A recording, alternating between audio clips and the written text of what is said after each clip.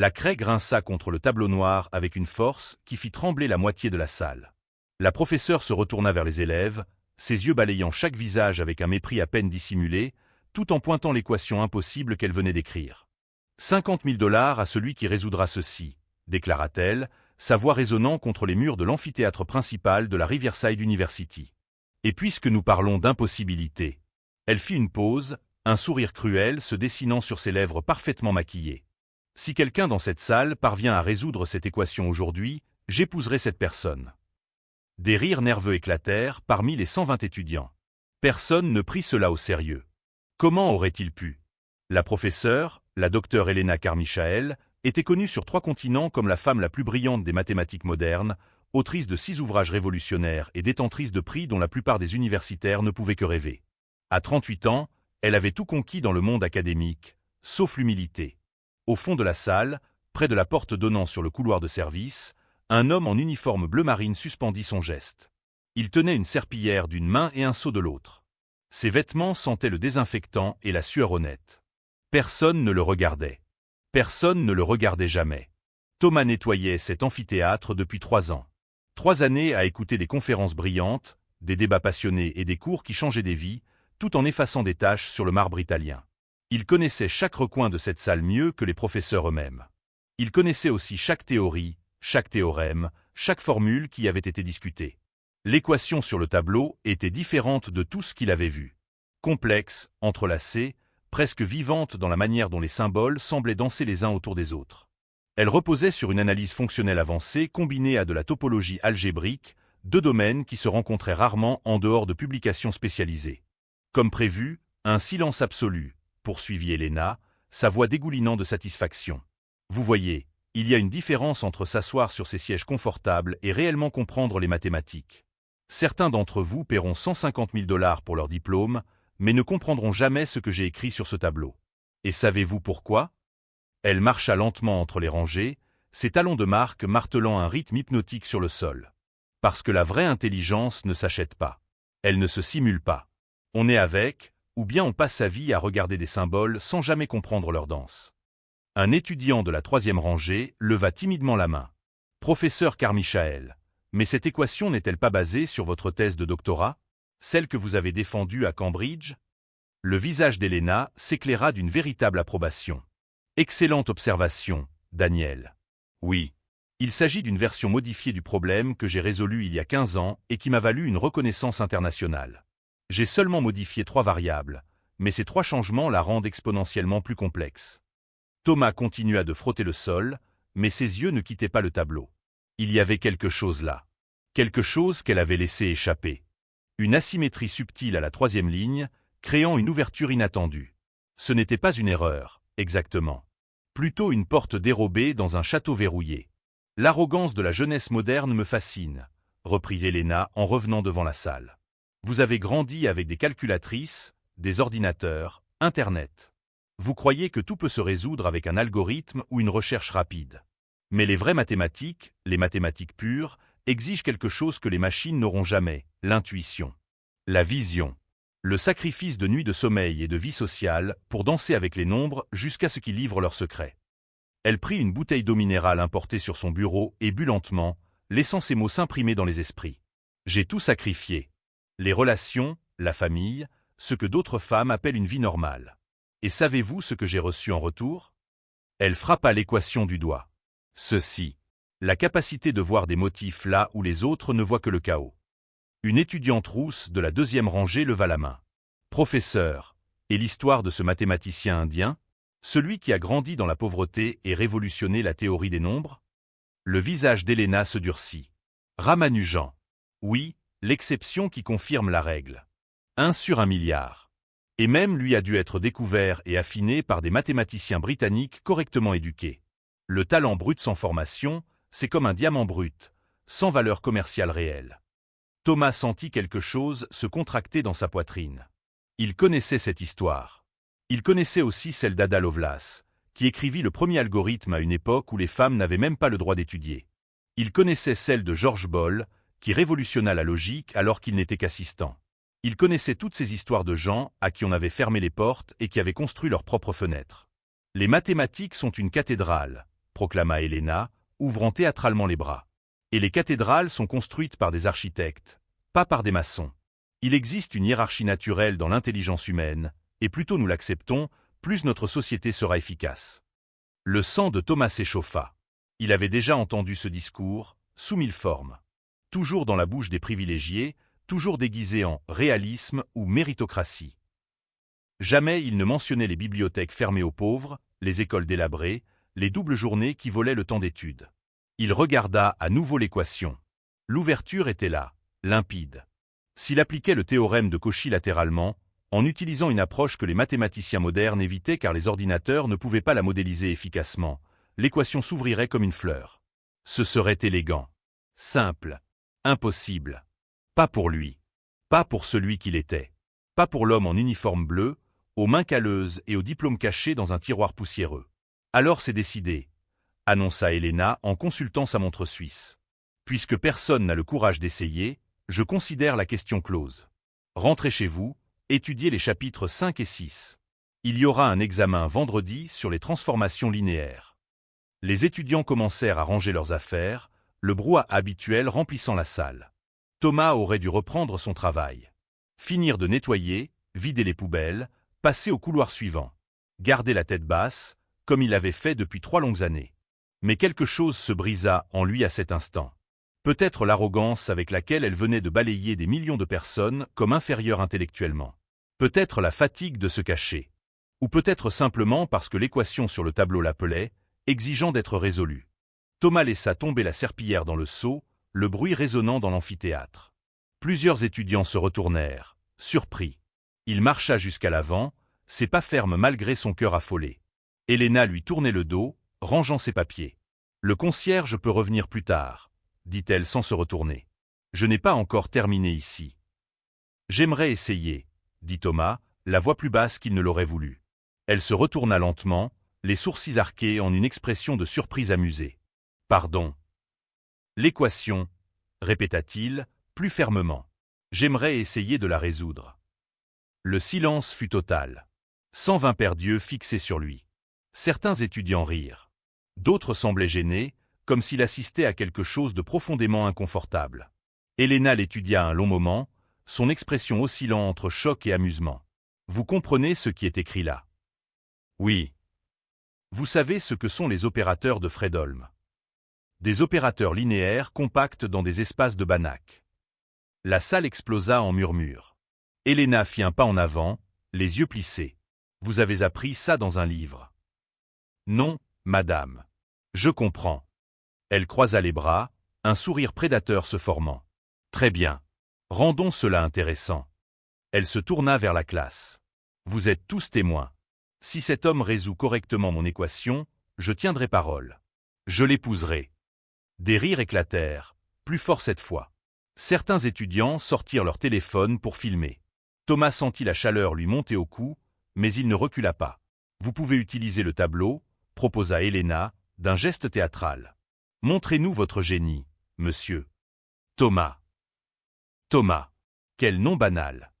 Elle s'assit sur le bord de son bureau, croisant les jambes. « Commencez quand vous voudrez. Nous sommes tous impatients. » Thomas prit une craie neuve dans la boîte. Ses mains tremblaient légèrement, non de nervosité, mais de quelque chose de plus profond. De la colère, peut-être. Ou la détermination d'être enfin vu après des années d'invisibilité. Il commença à écrire. Son écriture était nette, précise. Les nombres coulaient de son esprit au tableau comme l'eau d'une montagne. Il ne faisait pas que résoudre, il redessinait tout le problème, révélant une approche à laquelle personne dans la salle n'avait songé. Le sourire d'Helena vacilla au bout de 5 minutes. À 10, elle était debout. À 15, elle s'était rapprochée du tableau, scrutant chaque ligne avec une intensité grandissante. Thomas travailla 23 minutes sans s'arrêter. Lorsqu'il reposa enfin la craie et recula, le tableau entier était couvert d'une solution non seulement correcte, mais d'une élégance presque poétique. Le silence était assourdissant. Helena était pâle. Elle vérifia les calculs 1 fois, 2 fois, 3 fois. Ses lèvres bougeaient en silence, refaisant chaque étape mentalement. « Impossible, » murmura-t-elle enfin. « D'où tenez-vous cette approche ?»« Cauchy, » répondit simplement Thomas. « Théorème intégral, appliqué latéralement via une transformation conforme. » C'est une technique ancienne, d'avant les ordinateurs. La plupart des mathématiciens modernes ne l'utilisent plus parce qu'elle est trop coûteuse en calcul. Je sais ce que c'est, coupa-t-elle sèchement. Je sais aussi que j'ai mis 6 mois à résoudre la version originale. Vous l'avez fait en 20 minutes. Thomas croisa son regard. Parfois, la simplicité l'emporte sur la complexité. Vous avez trop compliqué la solution dans votre thèse. Il existait un chemin plus court, resté invisible parce que tout le monde cherchait dans la mauvaise direction. Le visage d'Helena passa par plusieurs teintes, rouge de colère, blanc de choc, puis vert pâle de ce qui ressemblait à de la nausée ou de la terreur pure. « Qui êtes-vous » demanda-t-elle, à peine audible. Thomas esquissa un léger sourire. « Juste le concierge, professeur. Juste le concierge. » Et sur ces mots, il prit son seau et sa serpillière, et sortit de l'amphithéâtre, laissant derrière lui une salle pétrifiée, des caméras de téléphone allumées et une professeure mondialement célèbre contrainte d'affronter l'impossible. Si vous aimez cette histoire, n'oubliez pas de vous abonner à la chaîne pour découvrir la suite. Le voyage ne fait que commencer. La vidéo est devenue virale en 40 minutes. Thomas était dans le local de nettoyage, rangeant son équipement, lorsque son vieux téléphone commença à vibrer sans arrêt. Des messages de numéros inconnus inondaient son écran. Des liens vers des réseaux sociaux dont il ignorait l'existence. Le titre était toujours le même, sous différentes variations. Concierge humilie professeur célèbre. Génie caché résout une équation impossible. Vous n'allez pas croire ce que cet homme a fait. Il éteignit le téléphone et le rangea dans sa poche. Il n'avait pas besoin de célébrité. Il ne voulait pas d'attention. Il avait fait cela pour une raison qu'il ne comprenait pas complètement lui-même. Peut-être la fatigue. Peut-être la justice. Peut-être simplement parce que rester silencieux avait commencé à faire plus mal que parler. 3 étages plus haut, dans un bureau en acajou et verre donnant sur le campus, Helena Carmichael faisait face à son propre enfer particulier. Son assistant, un jeune homme nerveux nommé Peter, projetait les chiffres sur l'écran géant. 3 millions de vues et ça continue de croître, annonça-t-il, la voix tremblante. Les commentaires sont variés. Montre-moi, ordonna Helena, la mâchoire tendue. Peter hésita, mais obéit. L'écran se remplit de commentaires. Certains défendaient Helena, disant qu'elle avait été courageuse de faire cette offre. Mais la plupart étaient brutaux. Enfin quelqu'un a remis cette arrogante à sa place. Combien pariez-vous qu'elle va essayer de ne pas se marier? J'adore quand l'élite découvre qu'elle n'est pas aussi spéciale qu'elle le pense. Helena s'éloigna de l'écran, la main tremblante alors qu'elle saisissait son verre de whisky. Il n'était que 3 heures de l'après-midi, mais des circonstances extraordinaires exigeaient des mesures extraordinaires. « Qui est-il » demanda-t-elle brusquement. Peter consulta sa tablette. Thomas Bennett. 35 ans. Travaille ici depuis 3 ans comme concierge. Avant cela, presque 5 ans de vide dans son parcours professionnel. Et avant ça, quoi? Peter avala sa salive. Il a étudié à l'Institut de technologie de l'Est. Programme de doctorat en mathématiques pures. Il était l'élève du professeur Richard Ashford. Le verre faillit glisser des mains d'Helena. Richard Ashford était une légende, l'un des 5 meilleurs mathématiciens de la génération précédente. Elle-même avait essayé d'étudier avec lui et avait été refusée pour manque de profondeur philosophique, un refus qui brûlait encore après toutes ces années. « Et pourquoi n'a-t-il pas terminé » demanda-t-elle d'une voix dangereusement basse. Les dossiers disent qu'il a demandé un congé la 4e année. Il n'est jamais revenu. Helena se tourna vers la fenêtre, observant les étudiants se déplacer sur le campus en contrebas.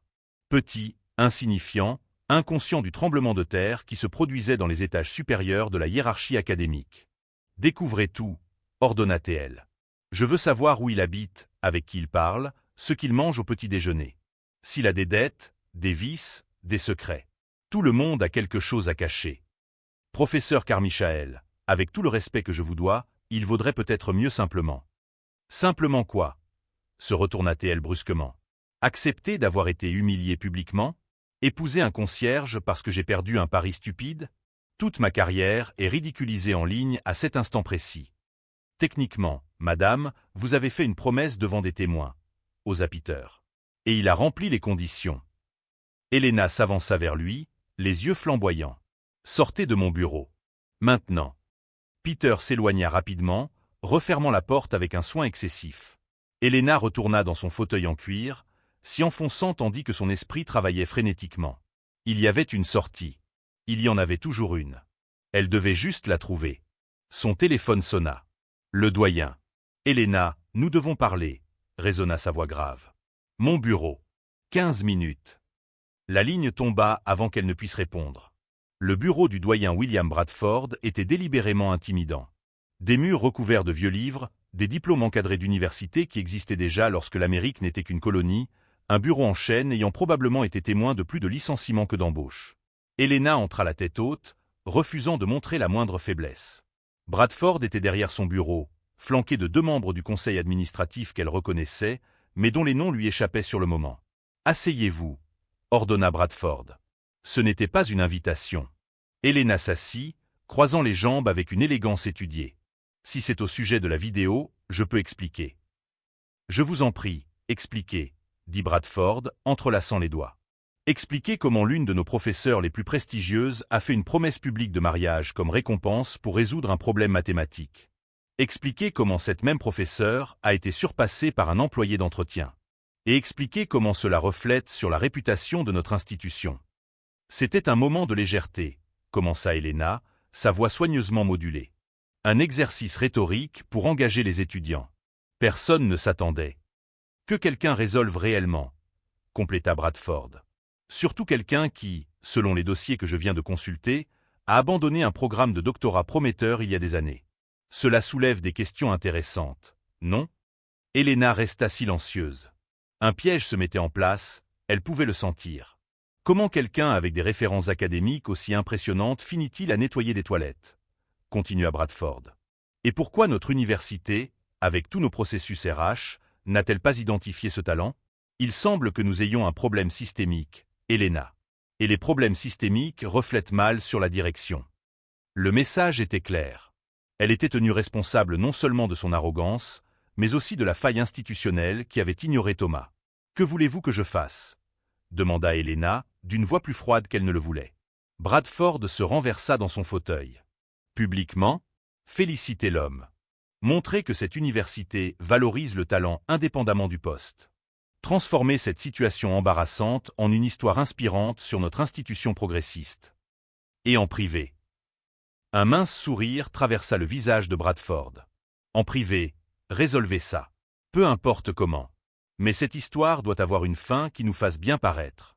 Vous avez jusqu'à la cérémonie du Early Challenge, dans 3 semaines.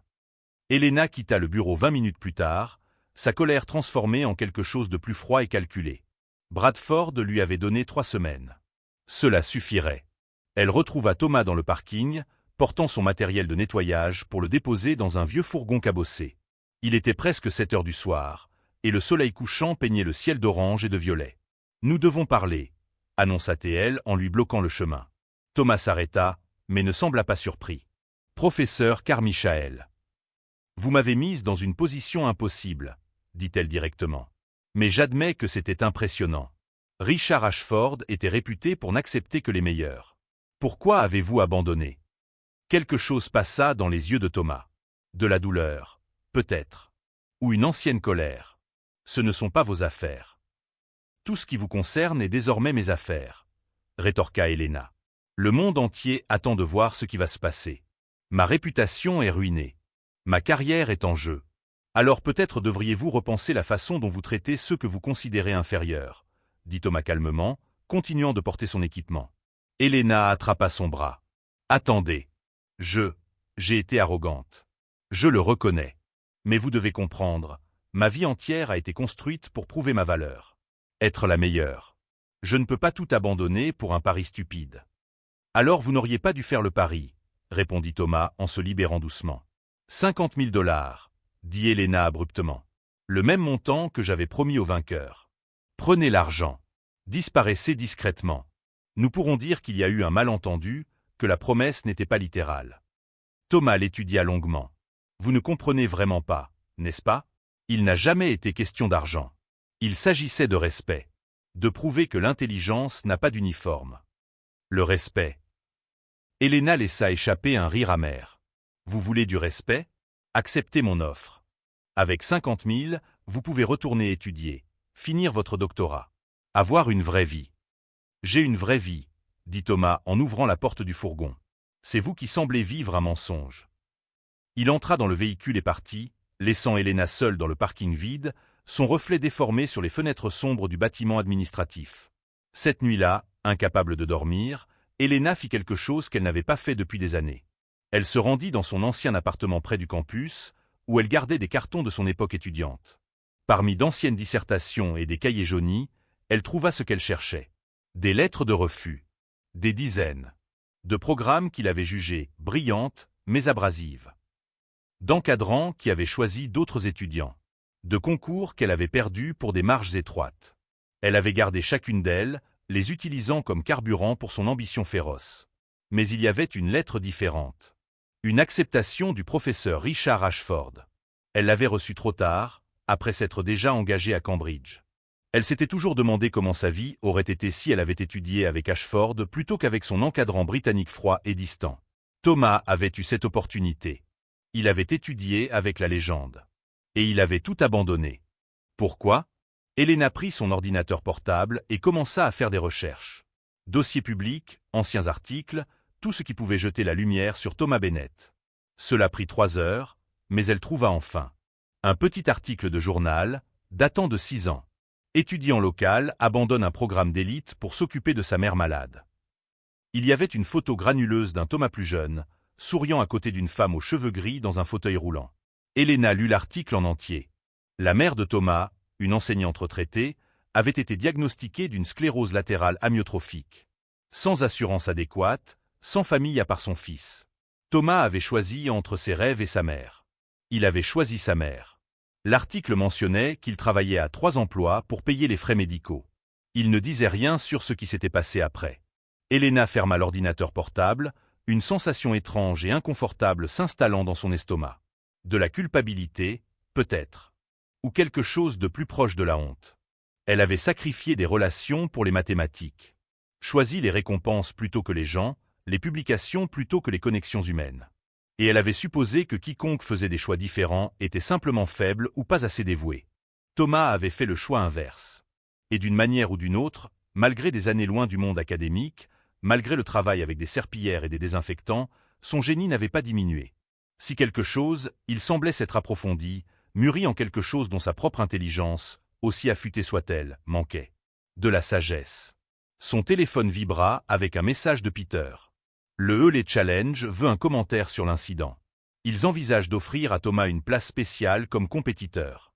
Réponse attendue pour demain. Elena regarda le message longuement. Le Hewlett Challenge était le concours de mathématiques le plus prestigieux du pays. 50 000 $ de prix. Une place directe dans n'importe quel programme de doctorat. Et elle était juge principale. Une idée commença à germer dans son esprit. Dangereuse. Peut-être cruelle. Mais potentiellement salvatrice.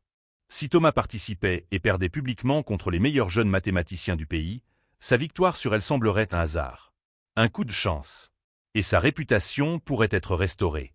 Mais s'il gagnait, Elena repoussa cette pensée. Il ne gagnerait pas. Il était rouillé, des années loin des mathématiques compétitives. Les autres concurrents étaient jeunes, affamés, formés spécifiquement pour ce type de défi. Elle tapa sa réponse. Je soutiens pleinement l'inclusion de Thomas Bennett au challenge.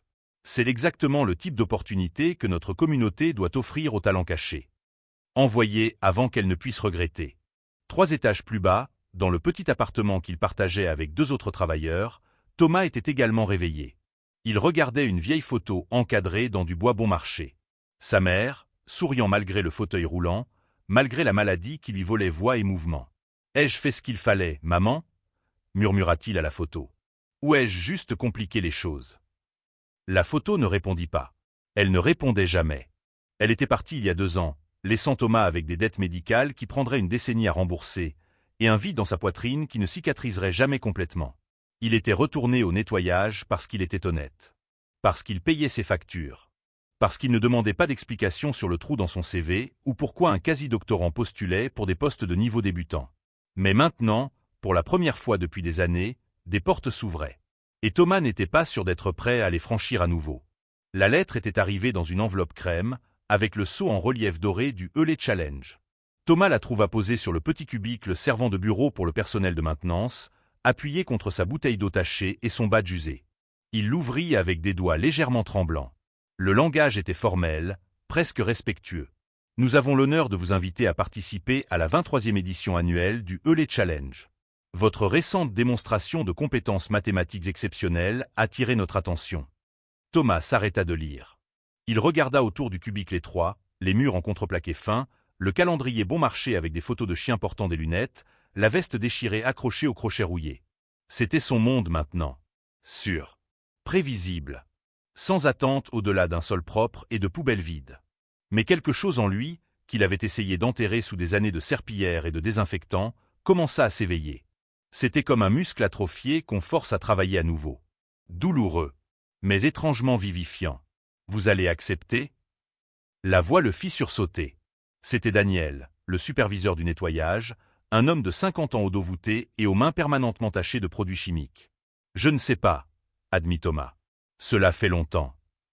Daniel entra dans le cubicle, refermant la porte improvisée derrière lui. Vous savez combien de gens passent leur vie à nettoyer parce que c'est la seule option qu'ils ont. Il fit une pause. Vous avez une autre option, Thomas. Vous l'avez toujours eue. La question est, pourquoi vous cachez-vous? Je ne me cache pas. Non? Daniel croisa les bras. Alors comment appelez-vous le fait de travailler en dessous de vos capacités pendant 3 ans? Faire semblant de ne pas comprendre les conversations que vous entendez dans les salles de classe? Garder la tête basse pendant que des professeurs arrogants piétinent des gens comme nous? Thomas n'avait pas de réponse à cela. Ma fille a 12 ans, continua Daniel, sa voix plus douce. Elle est brillante en sciences. Mais quand je l'emmène visiter mon travail, je vois comment les étudiants me regardent. Comme si j'étais invisible. Et je la vois absorber cela, commençant à croire que des gens comme nous n'ont pas leur place ici. Il posa sa main sur l'épaule de Thomas. Si vous participez et gagnez, ce ne sera pas seulement pour vous. Ce sera pour chaque enfant à qui on a appris que l'intelligence est un privilège des riches. Ce sera pour nous tous, qui avons été invisibles trop longtemps. Thomas regarda à nouveau la lettre. Le ELE Challenge aurait lieu dans 3 semaines. 3 semaines pour rattraper des années de mathématiques oubliées. 3 semaines pour affronter l'université qu'il avait laissée derrière lui. 3 semaines pour prouver que Daniel avait raison. Ou pour échouer publiquement et confirmer tous les préjugés d'Helena Carmichael. Je vais avoir besoin de temps, dit Thomas enfin. Pour étudier. Pour me préparer. Daniel sourit. Tes cartes sont couverts. Utilise la bibliothèque. Utilise les salles vides. Fais ce que tu dois faire. Cette nuit-là, Thomas entra dans la bibliothèque universitaire pour la première fois non comme employé, mais comme étudiant.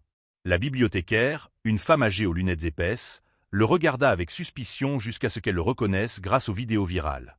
Son visage s'illumina. Vous êtes le garçon de la vidéo. Celui qui a résolu l'équation. Thomas acquiesça, embarrassé, et se dirigea vers la section de mathématiques avancées. Les livres lui étaient familiers, comme des visages d'anciens amis qu'il avait abandonnés. Il tira un gros volume sur l'analyse complexe, un autre sur la topologie, un troisième sur la théorie des nombres. Les tables d'études étaient vides à cette heure. Thomas en choisit une au fond, loin des fenêtres, et ouvrit le premier livre. Les équations le fixaient, défiantes. Il prit un cahier bon marché et commença à travailler. Les premiers problèmes étaient faciles. Mémoire musculaire de l'esprit, si quelque chose comme ça existait. Mais au fur et à mesure qu'il avançait, les concepts devenaient plus glissants, plus difficiles à saisir. Il y avait des lacunes dans ses connaissances, des trous créés par des années loin de la pratique rigoureuse. La frustration brûlait dans sa poitrine. Comment avait-il pensé pouvoir faire cela? Des années de nettoyage avaient oxydé son esprit. Il n'était plus le prodige qui avait impressionné Richard Ashford. Il n'était plus qu'un homme fatigué avec des factures à payer et des rêves qu'il avait délibérément enterrés. Problème avec les séries de Fourier. Une voix féminine, jeune et curieuse. Thomas leva les yeux. Une étudiante d'apparence asiatique, peut-être 20 ans, se tenait à côté de sa table, regardant son travail avec un intérêt sincère. Un peu rouillé, admit-il. Vous êtes Thomas Bennett, déclara-t-elle, ce n'était pas une question. Le gars de la vidéo. J'étais dans la salle. 3e rangée. Désolé de vous déranger, commença Thomas en rassemblant ses livres. Non, attends. Elle s'assit sans invitation. C'était incroyable. La professeure Carmichael avait besoin de quelqu'un pour l'humilier. Elle est terrible avec les étudiants. Surtout avec ceux d'entre nous qui ne viennent pas d'écoles privées coûteuses. Thomas l'observa. Vous êtes bonne en mathématiques. Top 5 de ma classe, dit-elle sans fausse modestie. Mais je ne serai jamais assez bonne pour Carmichael. Je n'ai pas le bon pédigré. Mes parents sont immigrés. Mon père travaille dans un restaurant. Elle montra le problème qui donnait du fil à retordre à Thomas. Tu compliques trop. Regarde, si tu appliques la transformée ici au lieu d'ici, le problème se simplifie. Elle avait raison. Thomas vit immédiatement. Merci. Je peux poser une question? Hésita-t-elle. Pourquoi es-tu ici? À étudier seul? Si j'avais ton talent, je serais dans tous les programmes de 3e cycle du pays. C'est compliqué. Toujours. Elle tendit la main. Je m'appelle Lisa. Et si tu vas concourir au Early Challenge, tu auras besoin d'aide. Cette compétition est brutale. Ce n'est pas seulement une question de connaissance, c'est aussi de vitesse, de pression, de jeu psychologique. Tu as déjà concouru. 2 fois. Je n'ai jamais passé les demi-finales, mais j'ai appris comment ça fonctionne. Elle sourit. Et j'adorerais aider quelqu'un à battre la professeure Carmichael encore une fois. Ainsi commença un partenariat improbable. Lisa apparaissait chaque nuit à la bibliothèque, apportant des problèmes pratiques, partageant des stratégies, alertant Thomas sur les pièges courants du challenge. D'autres étudiants commencèrent à se joindre. D'abord par curiosité, puis par intérêt sincère. Un jeune homme nommé Kevin, spécialiste des probabilités. Une fille discrète nommée Rachel, qui voyait des motifs là où les autres voyaient le chaos. Un étudiant en physique théorique qui apportait des perspectives inhabituelles aux problèmes mathématiques. Ils formèrent un groupe d'études non officielles, se réunissant les nuits et les week-ends. Thomas absorbait le savoir comme une éponge sèche dans l'eau. Mais plus encore, il redécouvrit la joie des mathématiques. Non comme compétition ou voie vers la gloire, mais comme langage pur de la nature, comme art en nombre. Pendant ce temps, de l'autre côté du campus, Elena menait sa propre préparation. Mais la sienne était d'une nature différente. Ce sont les concurrents confirmés, expliqua Peter, en étalant des profils sur la table de réunion. 12 des meilleurs jeunes mathématiciens du pays. La plupart viennent de programmes d'élite. Elena étudia chaque visage, chaque CV. Qui est le plus dangereux?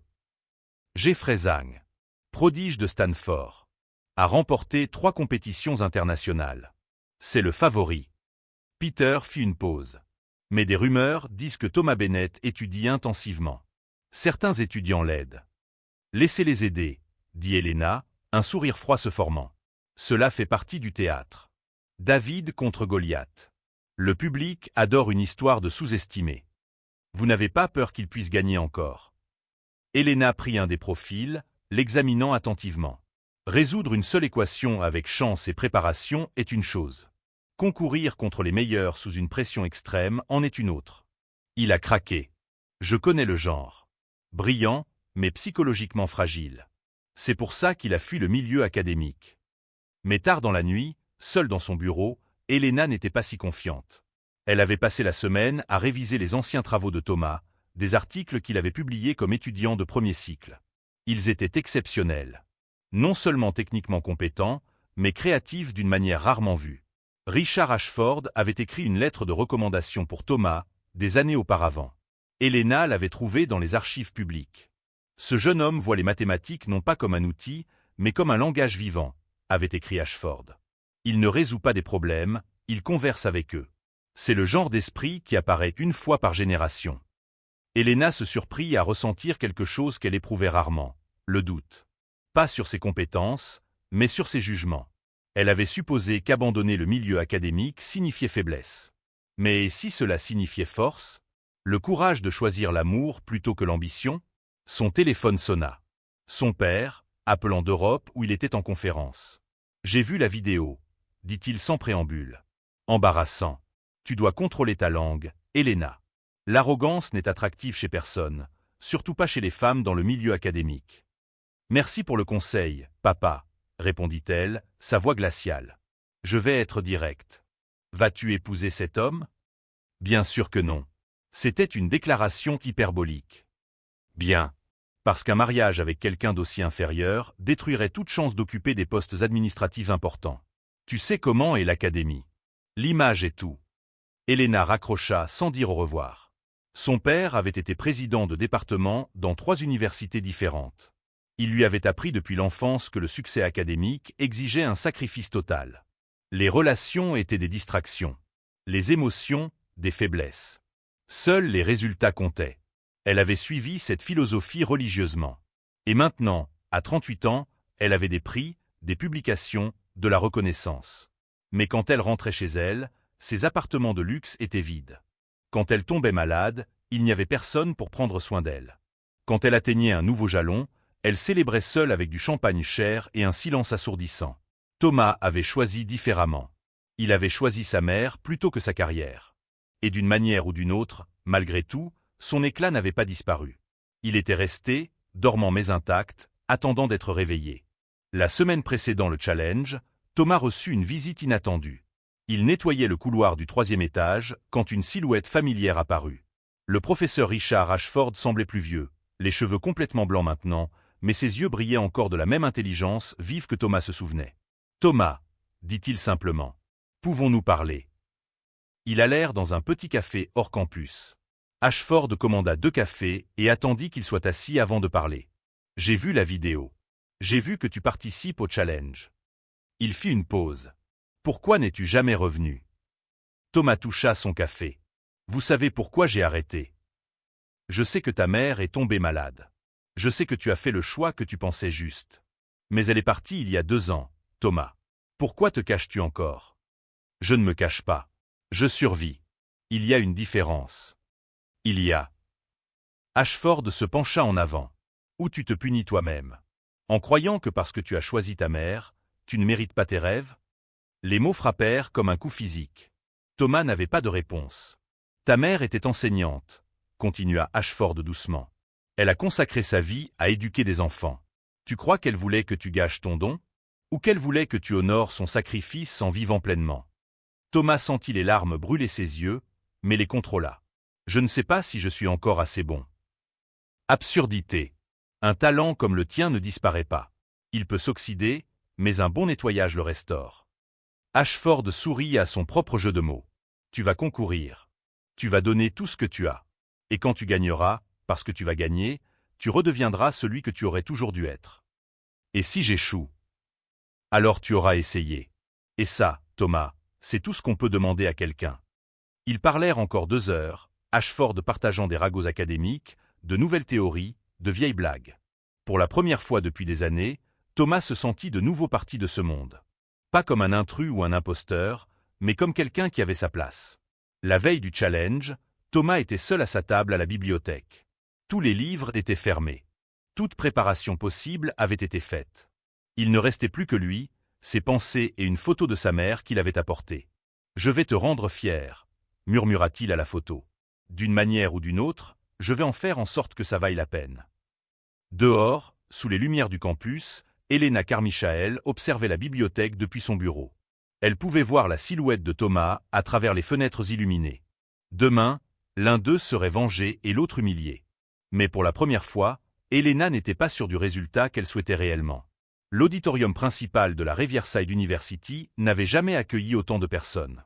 Plus de 1000 spectateurs remplissaient chaque siège disponible, tandis que des caméras de 3 chaînes de télévision captaient chaque angle. Le Hurley Challenge attirait normalement seulement des passionnés académiques, mais cette année était différente. Cette année, il y avait une histoire. Thomas s'assit parmi les 12 concurrents sur scène, sentant le poids de 1000 regards. Sa chemise était neuve, achetée avec l'argent que Daniel et d'autres employés avaient rassemblé. Elle n'était pas chère, mais elle était propre et repassée. Il gardait les mains sous la table pour cacher le tremblement. À sa gauche se trouvait Jeffrey Zhang, le prodige de Stanford. Cheveux parfaitement coiffés, posture confiante, regard qui à peine enregistrait la présence de Thomas. À sa droite, une jeune fille de 17 ans qui avait déjà publié 2 articles dans des revues de premier plan. Chaque concurrent était un titan à part entière. Elena Carmichael monta sur scène et l'auditorium se tut instantanément. Elle portait une robe bleu marine impeccable, ses cheveux relevés en un chignon élégant. Elle ressemblait à chaque centimètre à la professeure mondialement renommée qu'elle était. Mais Thomas remarqua quelque chose dans ses yeux lorsqu'ils se croisèrent brièvement. Nervosité, peut-être. Ou peur. « Bienvenue au 23e Hurley Challenge », commença-t-elle, sa voix amplifiée résonnant parfaitement. « Cette année, nous avons une compétition extraordinaire. 12 esprits brillants concourant pour 50 000 $ et une place directe dans n'importe quel programme de doctorat du pays. » Elle fit une pause, laissant les applaudissements polis remplir l'espace. Les règles sont simples. 3 tours. Au premier, tous les concurrents résolvent le même problème. Les 6 plus rapides passent au tour suivant. Au deuxième tour, chaque concurrent reçoit un problème unique de complexité équivalente. Les 3 meilleurs vont en finale. Et pour la finale, son sourire était tranchant comme du verre brisé. La finale est ma création personnelle. Un problème qui testera non seulement vos connaissances, mais aussi votre créativité, votre endurance et votre courage intellectuel. Thomas sentit son estomac se nouer. Elle avait prévu quelque chose. Il pouvait le voir dans la manière dont elle tenait l'enveloppe contenant les problèmes. Dans la façon dont ses doigts caressaient le papier. Concurrents, préparez-vous. Elena s'avança jusqu'à une table au centre de la scène où 12 enveloppes identiques attendaient. Vous aurez 45 minutes pour le premier tour. Commencez. Thomas ouvrit son enveloppe avec des doigts qui avaient enfin cessé de trembler. Le problème était de théorie des graphes, complexe mais direct. Il pouvait voir la solution presque immédiatement, comme une carte se déployant dans son esprit. Il prit son stylo et commença à écrire. Autour de lui, les autres concurrents travaillaient frénétiquement. Le bruit des stylos griffant le papier, des respirations lourdes, des murmures occasionnels de frustration. Thomas bloqua tout. Il n'y avait que lui et les chiffres, dansant en motifs qui avaient un sens parfait. 23 minutes plus tard, il leva la main. Un murmure parcourut l'auditorium. Jeffrey Zhang leva les yeux, la surprise traversant son visage confiant pendant une fraction de seconde. Elena s'approcha de la table de Thomas, prit sa solution et l'examina attentivement. Correct, annonça-t-elle, sa voix neutre mais avec une tension sous-jacente. Thomas Bennett est le premier à avoir terminé. Les applaudissements éclatèrent, plus forts que ce que l'étiquette académique permettait normalement. Thomas vit Lisa et les autres dans le public, debout, vibrant comme s'ils avaient gagné à la loterie. Il vit Daniel les yeux remplis de larmes. Il vit le professeur Ashford avec un sourire serein qui disait « Je te l'avais dit ». Au cours des 15 minutes suivantes, 5 autres concurrents terminèrent. Jeffrey fut le deuxième, sa mâchoire tendue de frustration. Une fille aux cheveux roux fut la troisième. 3 autres suivirent rapidement. 6 concurrents éliminés, leurs visages reflétant choc et déception. Le deuxième tour commença après une pause de 15 minutes. Cette fois, chaque concurrent reçut un problème différent, calibré selon son domaine de spécialité. Celui de Thomas était d'analyse fonctionnelle, territoire qu'il connaissait intimement depuis ses jours avec Ashford. Mais ce problème était vicieux. Couche sur couche de complexité, chacune cachant des pièges subtils. Il travailla méthodiquement, vérifiant chaque étape 2 fois, refusant de se précipiter sous la pression du temps. 40 minutes passèrent. 50. 1 heure. Thomas était presque là, sentant la solution se matérialiser, lorsque Jeffrey leva la main. 3 minutes plus tard, la fille aux cheveux roux termina également. Puis un autre concurrent. Thomas se força à rester concentré. Ce n'était pas une course. Il s'agissait d'avoir raison. Enfin, au bout de 68 minutes, il compléta sa solution et leva la main. Elena vérifia le travail de chaque concurrent personnellement. Jeffrey était correct. La fille aux cheveux roux aussi. Le troisième concurrent avait commis une erreur subtile à la 12e ligne, disqualifiant toute sa solution. Thomas était correct, mais fut le dernier des 3 finalistes. Nous avons nos finalistes, annonça Elena pendant la deuxième pause. Jeffrey Zhang de Stanford. Rachel Morrison de Harvard. Et Thomas Bennett de... Eh bien, nous connaissons tous l'histoire de Thomas. Rire nerveux. Thomas les ignora. Il était en finale. C'était tout ce qui comptait. Le 3e intervalle dura 30 minutes. Temps suffisant pour que les doutes s'infiltrent, pour que les muscles se tendent, pour que les nerfs s'usent. Thomas utilisa le temps pour marcher dehors, respirer l'air frais, se recentrer. À son retour, l'auditorium était encore plus rempli. Les gens étaient debout dans les couloirs, se pressant aux portes. Les caméras étaient plus proches, avides de drame. Elena attendait au centre de la scène, tenant 3 enveloppes. Mais il y avait quelque chose de différent dans sa posture. Une rigidité qui n'était pas là auparavant. Le dernier tour, commença-t-elle, sa voix étrangement douce, est traditionnellement le problème le plus difficile de la compétition. Cette année, j'ai décidé de présenter quelque chose de spécial. Elle fit une pause, ses yeux rencontrant ceux de Thomas. Un problème basé sur ma propre recherche de doctorat. Pas la version que Thomas a résolue dans ma salle de classe, mais quelque chose de nouveau. Quelque chose qui m'a pris des mois à résoudre moi-même. L'auditorium était si silencieux que le bourdonnement des lumières fluorescentes était audible. Thomas sentit un frisson parcourir son échine. C'était le piège. Elle avait créé quelque chose d'impossible, quelque chose conçu spécifiquement pour l'humilier. Vous aurez 90 minutes, continua Helena. Il n'y a pas de disqualification pour réponse incorrecte dans ce tour. Le gagnant sera celui dont la solution sera considérée comme la plus correcte, la plus élégante ou la plus innovante. Ou, sourit-elle froidement, celui qui s'approchera le plus d'une solution si aucune solution complète n'est atteinte. Elle distribua les enveloppes. Thomas ouvrit la sienne avec des mains étonnamment fermes. L'équation qui le fixait était monstrueuse. Page de contexte, définition de termes obscurs, référence à des articles qu'il n'avait jamais lus. C'était de l'analyse fonctionnelle combinée à la topologie algébrique, mais tordue de manière qu'il n'avait jamais vue. Il regarda Helena. Elle l'observait, attendant de voir la panique dans ses yeux, attendant de le voir céder sous la pression impossible. Thomas inspira profondément. Puis il fit quelque chose qu'aucun concurrent n'attendait. Il referma l'enveloppe, la repoussa sur le côté et prit une feuille blanche. Il commença à écrire. Pas une solution au problème de Helena, mais une reformulation complète. Il prit les éléments centraux de son équation et les reconstruisit depuis zéro, en utilisant des principes fondamentaux que tout mathématicien du XIXe siècle reconnaîtrait. C'était audacieux. C'était possiblement insensé. Mais c'était aussi la seule manière de gagner un jeu qui avait été manipulé contre lui. Les minutes se transformèrent en heures. Jeffrey travaillait frénétiquement, la sueur tachant sa chemise coûteuse. Rachel se mordait la lèvre jusqu'au sang, ses yeux rouges de concentration extrême. Thomas travaillait calmement, méthodiquement, construisant sa solution brique par brique. Quand le temps fut écoulé, les 3 concurrents présentèrent leur solution à un panel de 5 juges, avec Helena comme présidente. Jeffrey avait atteint une solution partielle, impressionnante en étendue mais incomplète. Rachel avait commis une erreur fondamentale au début qui invalidait tout son travail ultérieur. Thomas présenta sa reformulation. L'auditorium était dans un silence absolu, tandis qu'il expliquait son approche. Ce n'était pas la solution qu'Helena avait espérée. C'était quelque chose de complètement différent, mais indiscutablement valide. « Vous n'avez pas résolu mon problème, » dit finalement Helena, sa voix tendue. « Vous avez résolu un problème différent. »« Non, professeur, » répondit calmement Thomas. « J'ai résolu le même problème. J'ai juste utilisé des mathématiques que vous avez oubliées. Des mathématiques plus anciennes, plus pures. Vous compliquez toujours trop.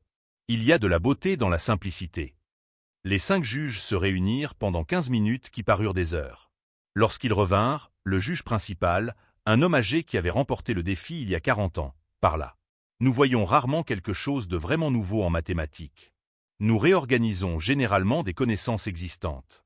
Mais ce que M. Bennett a présenté aujourd'hui est véritablement innovant. Il n'a pas seulement résolu le problème présenté, il a démontré une compréhension plus profonde de ses principes sous-jacents que même la personne qui l'a créé. » Helena était pâle comme du papier. Le vainqueur du 23e Eley Challenge est Thomas Bennett. L'auditorium explosa. Les gens criaient, pleuraient, embrassaient des inconnus. Les caméras capturaient tout. Thomas resta assis, stupéfait, à peine croyant que c'était réel. Helena aurait dû remettre le prix. Elle aurait dû prononcer un discours. Mais à la place, elle quitta rapidement la scène, ses talons frappant un rythme de retrait urgent. Thomas la retrouva 20 minutes plus tard dans une salle de classe vide. Elle était assise sur l'une des chaises étudiantes, incongrue dans sa robe coûteuse. Son visage était enterré dans ses mains. « Vous devriez célébrer, » dit-elle sans lever les yeux. « Je devrais, » acquiesça Thomas. « Mais ça ne semble pas juste sans résoudre ceci. » « Résoudre quoi ? Vous avez gagné. J'ai perdu. Quelle histoire pourrait être plus simple ? L'histoire de pourquoi vous avez essayé de me saboter. Et pourquoi, malgré tout, une partie de vous est soulagée que j'ai gagné. » Helena leva enfin les yeux. Ses yeux étaient rouges. « J'ai passé 30 ans à prouver ma valeur. 30 ans à être plus intelligente, à travailler plus dur, à sacrifier plus que quiconque autour de moi. Et vous arrivez, avec vos mains calleuses et votre uniforme de concierge, et vous faites paraître ça facile. » « Ce n'était pas facile, » dit doucement Thomas. « Et vous le savez. Parce que si vous aviez vraiment cru que je ne méritais pas d'être ici, vous n'auriez pas créé un problème aussi impossible. Vous ne tentez pas de détruire ce que vous ne craignez pas. Je ne te crains pas. Non. Vous craignez ce que je représente. Que peut-être sacrifier, tout n'est pas nécessaire. Que peut-être il existe des gens qui peuvent être brillants et humains en même temps. » Helena resta silencieuse un long moment. Puis, étonnamment, elle rit. C'était un rire amer, mais authentique. « Ma promesse tient toujours, » dit-elle enfin. « Si vous résolvez cette équation, je me marierai avec vous. Et vous l'avez résolu. Alors, Thomas Bennett, voulez-vous vous marier avec moi? Thomas tira une chaise et s'assit à côté d'elle. Non. Mais j'aimerais être votre ami. J'aimerais être votre collègue. J'aimerais que nous arrêtions de nous concurrencer et que nous commencions à collaborer. Et l'argent? La place en doctorat? J'accepterai les deux. Il est temps d'arrêter de se cacher. Il fit une pause. Et vous? Allez-vous arrêter de vous cacher aussi? Helena le regarda longuement. Puis, pour la première fois depuis que Thomas l'avait rencontré, elle sourit sincèrement. Pas un sourire cruel ou arrogant, mais quelque chose d'humain et de vulnérable. Peut-être est-ce le moment, admit-elle. Peut-être est-ce le moment. 6 mois plus tard, Thomas Bennett déambulait dans les couloirs de l'université de Riverside avec un sentiment complètement différent. Plus l'homme invisible avec sa serpillière et son seau, mais pas encore totalement à l'aise dans son nouveau rôle. Son badge indiquait maintenant « candidat au doctorat » et pendait à un cordon bleu identifiant les étudiants de 3e cycle. Le bureau qui lui avait été attribué était petit, partagé avec 2 autres doctorants, mais il avait une fenêtre. Une vraie fenêtre donnant sur le campus qu'il avait nettoyé pendant 3 ans. La vue était étrangement similaire, mais la signification radicalement différente. Son téléphone vibra. Un message de Lisa, réunion du groupe d'études dans 20 minutes. Tu apportes les donuts? Thomas sourit. Le groupe d'études qu'il avait créé pour le préparer au challenge était devenu permanent, étendu pour inclure une douzaine d'étudiants de divers horizons. Ils se rencontraient chaque semaine, non par obligation, mais par un vrai plaisir de partager le savoir. Il s'arrêta à la boulangerie locale, celle où il achetait autrefois du café bon marché avant ses quarts de nuit. La propriétaire, une dame italienne d'environ 60 ans, s'illumina en le voyant. « Mon client célèbre !» s'exclama-t-elle, refusant de prendre l'argent pour les donuts. « Vous nous avez rendus si fiers. Chaque fois que je vois votre histoire dans les journaux, je montre à tout le monde et je dis « Il achetait son café ici ». Thomas tenta de payer quand même, mais elle était inflexible. « Prenez-les. C'est le minimum que je puisse faire. Vous avez prouvé que des gens ordinaires peuvent accomplir des choses extraordinaires. » Sur le chemin du retour, il passa devant le local de nettoyage. Daniel y était, organisant les fournitures avec la même efficacité méticuleuse de toujours. Il vit Thomas et fit un signe de la main. « Comment va le monde de l'élite académique » demanda Daniel avec un sourire. Confus. « Parfois, j'ai l'impression de ne pas appartenir. » Bêtise. Tu as toujours appartenu. Il fallait juste que les autres s'en rendent compte. Daniel fit une pause, son expression devenant plus sérieuse. « Ma fille demande toujours de tes nouvelles. Elle dit que quand elle sera grande, elle veut devenir mathématicienne. Pas prof, pas ingénieur. Mathématicienne. Tu as fait ça. » Quelque chose serra la poitrine de Thomas. Elle est la bienvenue dans le groupe d'études. Il n'est jamais trop tôt pour commencer. Elle a 12 ans. Je résolvais des équations différentielles à 12 ans. Amène-la samedi. On commencera par quelque chose de ludique, comme les fractales ou la théorie des jeux. Daniel tendit la main. Thomas la serra, et pendant un instant, ils furent juste 2 hommes comprenant ce que signifiait d'être sous-estimés et prouver que le monde avait tort. La réunion du groupe d'études était chaotique comme toujours. Lisa discutait passionnément avec Kevin sur la meilleure approche pour un problème d'optimisation. Rachel expliquait la topologie algébrique à 3 premières années confus. Le tableau était couvert d'équations en 3 couleurs différentes. Enfin, s'exclama Lisa lorsque Thomas entra avec les donuts. On commençait à résoudre ça par cannibalisme d'académique. Ils travaillèrent pendant 2 heures, alternant entre problèmes sérieux et horribles blagues mathématiques. C'était le type d'environnement que Thomas avait toujours imaginé pour l'académie. Collaboratif, inclusif, centré sur l'apprentissage plutôt que sur la compétition. Lorsque la réunion se termina, Lisa resta en arrière. « Puis-je te poser une question personnelle ?»« Bien sûr. » La professeure Carmichael. « Vous travaillez ensemble maintenant, n'est-ce pas ?»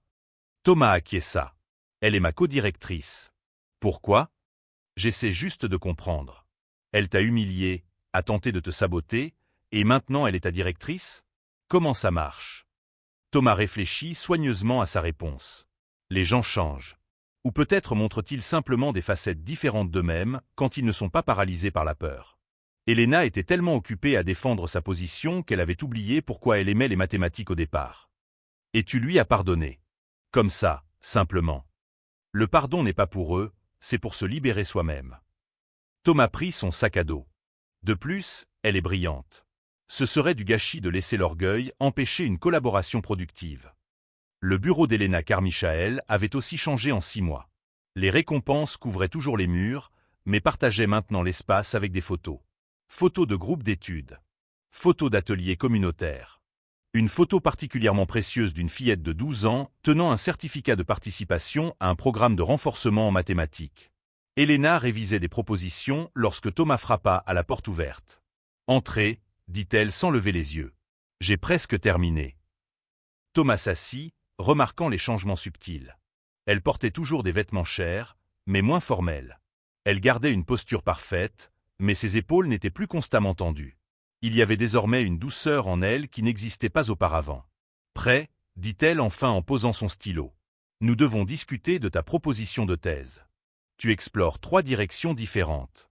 Il faut en choisir une. Pourquoi ne puis-je pas explorer les 3 ? Parce qu'un doctorat n'est pas une expédition de pêche. C'est une enquête focalisée. Mais les 3 sont reliés. Regarde. » Thomas commença à dessiner sur le tableau blanc, montrant comment ses idées apparemment disparates formaient un tout cohérent. Elena observa, son expression passant du scepticisme à l'intérêt, puis à quelque chose proche de l'enthousiasme. « C'est vraiment ambitieux. Possiblement arrogant. J'ai appris de la meilleure, » dit Thomas avec un sourire. Elle roula des yeux, mais souriait aussi. Il nous faudra plus de financement. Et des collaborateurs. Et probablement 3 années de plus. Ça en vaut la peine. Elena réfléchit. 6 mois plus tôt, elle aurait dit non. Aurait insisté sur le chemin sûr, sur le projet garantissant publication rapide et reconnaissance prévisible. Mais 6 mois plus tôt, elle était une personne différente. Ça en vaut la peine, confirma-t-elle. On le fera. Ils travaillèrent pendant des heures, affinant des idées, défiant les hypothèses de l'autre, construisant quelque chose de plus grand que ce que l'un ou l'autre pourrait créer seul. C'était le type de collaboration que Elena avait lu dans les biographies de duos mathématiques célèbres, mais qu'elle n'avait jamais expérimenté personnellement. Elle avait toujours gardé ses recherches pour elle, craignant que partager signifie être dépassée. Quand ils eurent terminé, le ciel dehors était sombre. Elena s'affaissa dans sa chaise, massant ses tempes. « Café ?»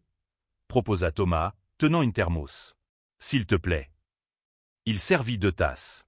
Le café était bon marché, clairement de machine de commodité, rien à voir avec les mélanges chers que Elena buvait normalement. Mais, d'une manière ou d'une autre, goûter ici, en ce moment, c'était parfait. « Puis-je faire une confession ?» dit Elena brusquement. « Je t'enviais. Pas seulement ton intelligence, mais ton humanité. Tu as choisi ta mère plutôt que ta carrière, et je ne comprenais pas. Cela me semblait une faiblesse. Et maintenant ? Maintenant, cela semble la chose la plus forte que quelqu'un puisse faire. » Elle fit une pause. « J'ai appelé mon père la semaine dernière. Première vraie conversation depuis des années. Ça a été difficile, mais nécessaire. Comment ça s'est passé ? Il n'a pas compris pourquoi je perdais mon temps avec des programmes communautaires. Il a dit que je diluais ma marque. » Elena sourit amèrement. « Mais pour la première fois, je me suis fichu de son opinion. Je sais ce que je construis ici. Et c'est plus important que les récompenses ou la reconnaissance. » Thomas leva sa tasse. « Les choses les plus importantes. » Elena tint sa tasse contre la sienne. « Les choses les plus importantes. » 3 semaines plus tard, l'université de Riverside accueillit la cérémonie d'ouverture d'un nouveau programme. L'auditorium, le même où tout avait commencé, était à nouveau rempli. Mais cette fois, les personnes dans les sièges étaient différentes. Employés de l'université. Agents du campus. Adultes ayant abandonné leurs études des décennies plus tôt. Enfants des écoles de quartiers défavorisés. Elena était sur scène, mais son discours était différent de tous ceux qu'elle avait prononcés auparavant. « Pendant longtemps, j'ai cru que l'excellence était rare, limitée à quelques élus, » commença-t-elle. « J'ai utilisé cette croyance pour me sentir spécial, supérieur. Mais je me trompais. Le potentiel existe partout. Nous avons juste échoué à le chercher aux bons endroits. » Elle désigna le programme lancé, le projet Visibilité. Atelier de mathématiques gratuit pour tous, quel que soit le bagage ou l'éducation formelle. Tutorat pour les employés de l'université souhaitant poursuivre leur éducation. Bourse pour étudiants non traditionnels. Et, plus important, un changement culturel. Nous allons cesser de juger l'intelligence par l'apparence, la position ou le pédigré. Des applaudissements remplirent l'auditorium. Elena poursuivit lorsque le silence revint. Ce programme existe parce qu'un homme a eu le courage de me défier. De montrer que mes hypothèses étaient non seulement fausses, mais nuisibles. Thomas Bennett aurait pu m'humilier et passer à autre chose. Au lieu de cela, il m'a offert un partenariat. Il m'a offert la chance de m'améliorer. Sa voix trembla légèrement. J'espère être digne de cette chance. Thomas était au premier rang, aux côtés de Daniel et de sa fille, de Lisa et des autres du groupe d'études. Aux côtés du professeur Ashford, venu spécialement pour cet événement. Ils applaudissaient avec tous les autres. Après la cérémonie, les gens se pressèrent autour de Thomas. Des parents remerciant d'inspirer leurs enfants. Des employés demandant des informations sur les ateliers. Des journalistes sollicitant des interviews. C'était écrasant, mais profondément gratifiant. Un vieil homme attendit patiemment que la foule diminue. Il portait l'uniforme de concierge, semblable à celui que Thomas avait porté pendant 3 ans. « Monsieur Bennett ?» dit-il timidement. « Je voulais juste dire merci. Je travaille ici depuis 20 ans. Personne ne m'a jamais demandé si j'avais envie d'apprendre. Cette semaine, quelqu'un a demandé. Et pour la première fois, je me suis senti vu. » Thomas lui serra la main, l'émotion lui serrant la gorge. « Comment vous appelez-vous » ? « Harold. »« Harold, vous vous intéressez aux mathématiques. » »« En fait, j'ai toujours aimé l'histoire. J'ai lu tous les livres de la bibliothèque sur la Rome antique. » Thomas sourit. « Alors commençons un groupe d'études en histoire. Le savoir ne se limite pas aux chiffres. C'est tout ce qui nous aide à mieux comprendre le monde. » Harold repartit les larmes aux yeux et avec un planning de réunion en main. Plus tard dans la nuit, Thomas et Elena étaient sur le toit du bâtiment de mathématiques, regardant le campus illuminé en dessous. Cela était devenu leur rituel, se retrouver ici après de longues journées pour réfléchir et planifier. « Tu penses que ça va marcher ?» demanda Elena. « Le programme. Tous ces grands plans. Certains réussiront. D'autres échoueront. Nous apprendrons des deux. » Thomas fit une pause. « Mais ça fonctionne déjà. Tu as vu le visage de Harold. Tu as vu la fille de Daniel quand je l'ai invité au groupe d'études. C'est un vrai changement. Mon père a rappelé. Il dit que je ruine ma réputation. Et qu'as-tu répondu ? Que je construis quelque chose de plus précieux qu'une réputation. Je construis un héritage. » Elena se tourna vers lui. « J'ai encore peur parfois. De régresser, de redevenir celle que j'étais.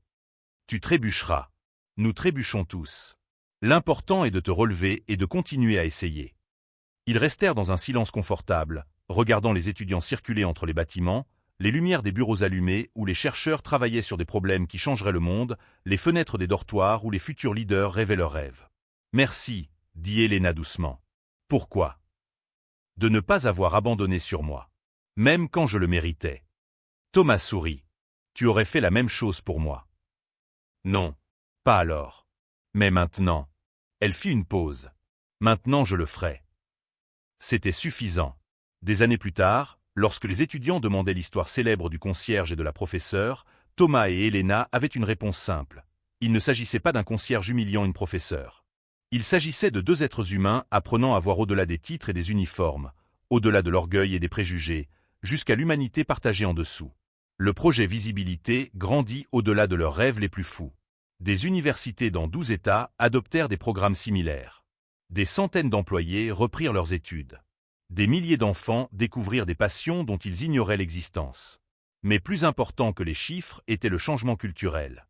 Lentement, douloureusement, merveilleusement, les gens commencèrent à regarder. Vraiment regarder. Le garde intéressé par l'ingénierie. La femme de ménage douée pour les langues. Le chauffeur de bus qui écrivait de la poésie. Le cuisinier étudiant la philosophie pendant ses pauses. Parce que l'intelligence ne porte pas d'uniforme. Le génie n'a pas besoin de pédigré. Le potentiel existe partout, attendant seulement quelqu'un de suffisamment courageux pour le reconnaître et de suffisamment généreux pour le nourrir. Thomas Bennett l'a prouvé. Elena Carmichael l'a appris. Et ensemble, ils ont fait en sorte que les générations futures n'oublient jamais. L'équation la plus importante qu'aucun d'eux n'ait jamais résolue ne se trouvait pas sur un tableau noir ni dans un journal académique.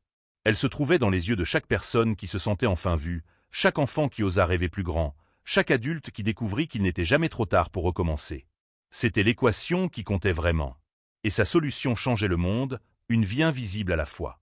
Si cette histoire vous a touché, n'oubliez pas de vous abonner à la chaîne pour d'autres récits célébrant le potentiel humain dans tous ces lieux improbables.